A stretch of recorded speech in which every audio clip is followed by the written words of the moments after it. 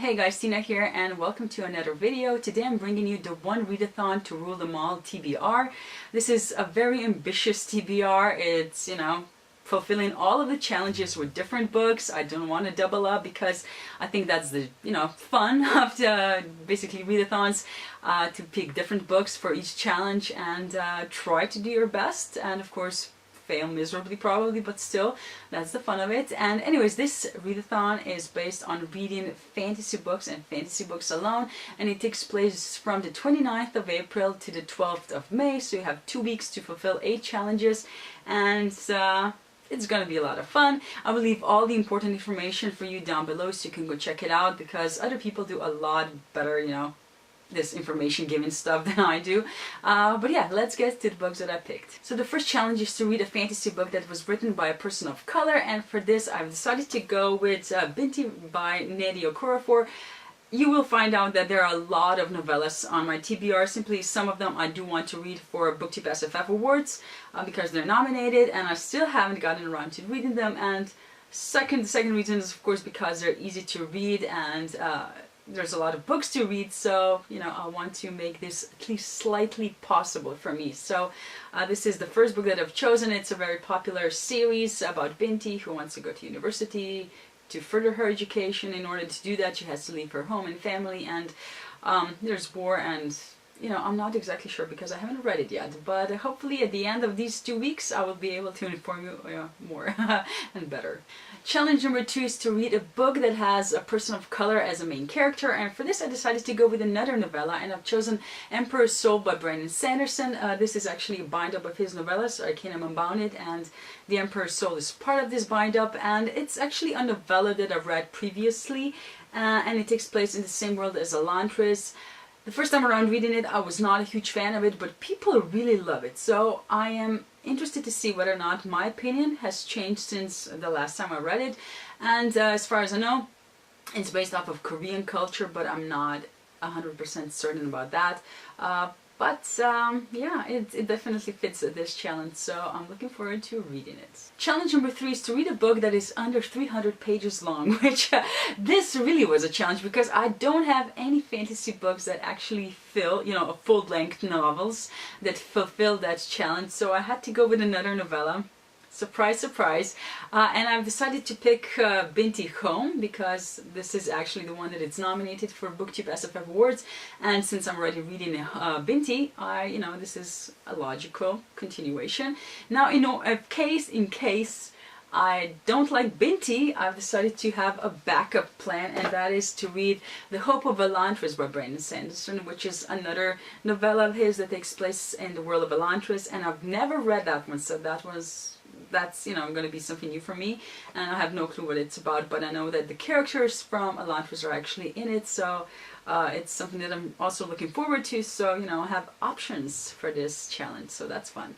Challenge number 4 is to read a fantasy book that is 1,000 or more pages long, and I do have a lot of big fantasy books, but they're just short of that.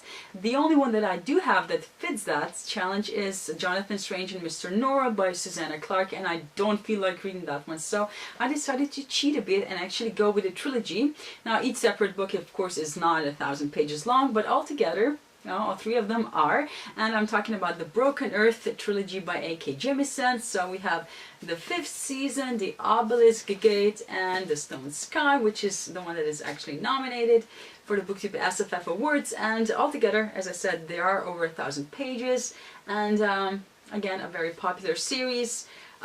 It's taking place in a very different world where, well, the world is basically falling apart. There's catastrophes happening left and right, and people have to deal with that. So I have, of course, heard great things about this series, so I'm looking forward to giving it a try and hopefully liking it because I have all 3, so fingers crossed.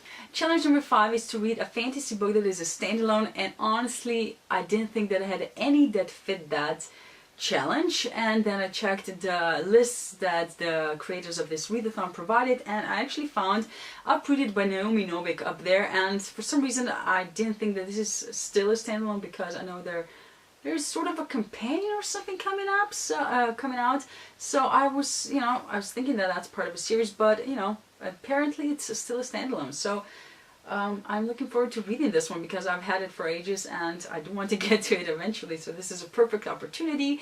But this is a story of Agnieszka. She lives in this village, and every so often the village has to give one of the children or girls or whatever to this dragon, and that's basically all I know. People have liked it, and there was quite a hype surrounding this book years back, but I haven't gotten around to reading it yet.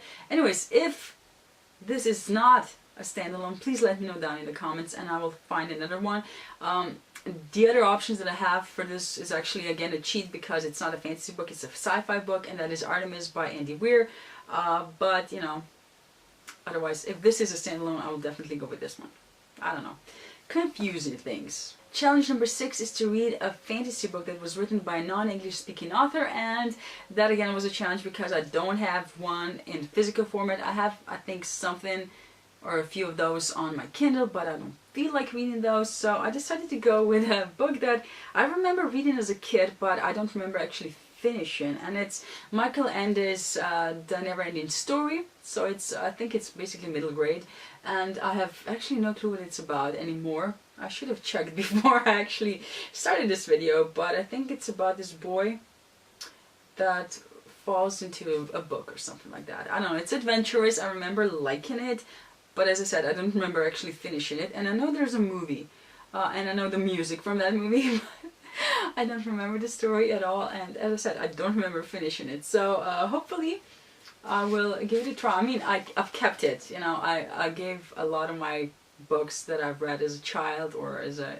young kid away, but this one I kept, so, you know, it's here for a reason, so it's fate, so I should get to it. Challenge number 7 is to read a book that is set in a non-European setting, and for that I've chosen The City of Brass by S.H. Chakraborty, which is another very popular book and also one of the nominees for the BookTube SFF Awards. People have been praising it. It takes place in Cairo in the 18th century, and there's a lot of Middle Eastern mythology incorporated in it, and I'm looking forward to it, and this beauty is just so gorgeous. So yeah, if I decide to not read this book, I don't know. There's Children of Blood and Bone by Tomi Adeyemi, and also Traitor to the Throne by Alvin Hamilton, which is book 2 in the Rebel of the Saints trilogy. So I have a few options regarding this challenge, but this is the one that I would like to get to. The last challenge is to read a book with LGBTQIA+ representation, and the one that I chose is The Song of Achilles by Madeline Miller. People love it, and I hope I will too. But anyways, this is a book that I actually don't consider to be a fantasy book, but it is based off of mythology, so I guess it does count, and it was on one of those lists that the creators provided. I do think that there are LGBTQIA+ characters in the Broken Earth trilogy as well, but I'm not certain, again, because I haven't read it yet. But I think I've heard that is the case, not sure. But anyways, this is the one that I'm going to go with. It's the story of Achilles and Patroclus, and I am hoping to really enjoy it because I would hate to not love this book because it is so adored, and I really don't want to be an exception, so fingers crossed. But anyways, let me pick all these books up. These are actually the books that I will be trying to read in the next couple of weeks. And I have to say that I'm really looking forward to this challenge. Even failing is going to be a lot of fun. But I will do my best to actually get through as many as I possibly can. But yeah, that's basically all I wanted to tell you today.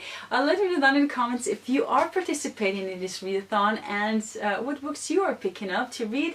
And thank you again for watching, and see you in my next video. Bye!